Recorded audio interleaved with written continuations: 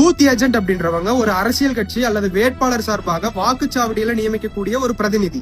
அவங்களோட வேலை என்னன்னு பாத்தீங்கன்னா, வாக்குச்சாவடியில வாக்குப்பதிவு சரியா நடக்குதா அப்படின்றத கண்காணிக்கிறது தான் அவங்களோட முக்கியமான வேலை. பூத் ஏஜென்ட்டை பொறுத்த வரைக்கும் காலையில 5:30 மணிக்கெல்லாம் பூத்துக்குள்ள இருக்கணும். எதுக்காக அப்படின்னு பாத்தீங்கன்னா, வாக்குப்பதிவுக்கு முன்னாடி டெஸ்டிங் ஓட்டு கண்டக்ட் பண்ணுவாங்க. அதுல நம்ம போடக்கூடிய ஓட்டு சரியா விழுகுதா இல்லையான்றத நம்ம கவனிக்கணும்.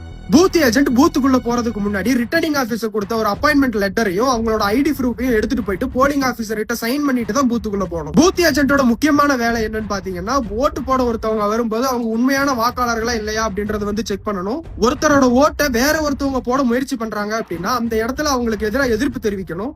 ஃபார்ம் 17A வாக்காளர் பெயர் பட்டியல எப்படி மார்க் பண்றாங்க அப்படின்ற ஒரு விஷயத்த தெளிவா கவனிக்கணும்.